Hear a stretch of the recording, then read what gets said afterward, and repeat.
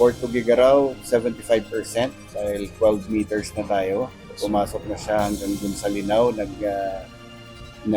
salubong na ang Cagayan River. From Pinakanawan, pumasok dun sa Linaw, lumabas na sa Cagayan River. So nagsalubong na po yung from Pinakanawan tsaka Cagayan River.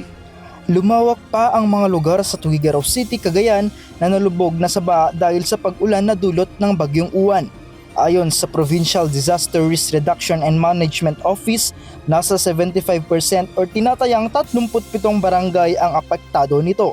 Kabilang dito ang ilang bahagi ng Sentro 10 at mga barangay sa tabing ilog dahil sa nagsalubong na ang Pinakanawan River at ang Cagayan River.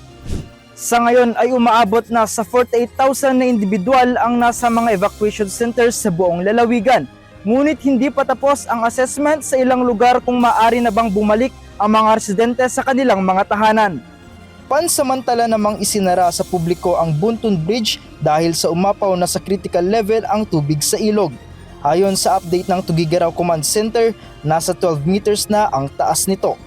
Gayunman, sinabi ng opisyal na hindi na inaasahang tataas pa sa 12 meters ang level ng tubig dahil inaasahang magsasara na ang gate ng mga dam sa upper stream ng Cagayan.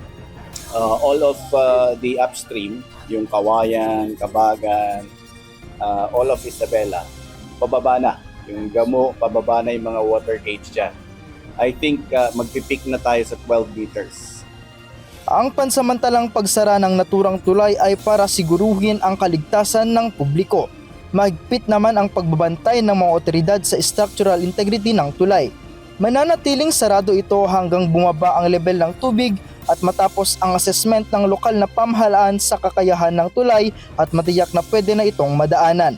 Nimrod Torano, UNTV News and Rescue. Diyos ang aming sandigan, serbisyo publiko ang aming pinahalagahan.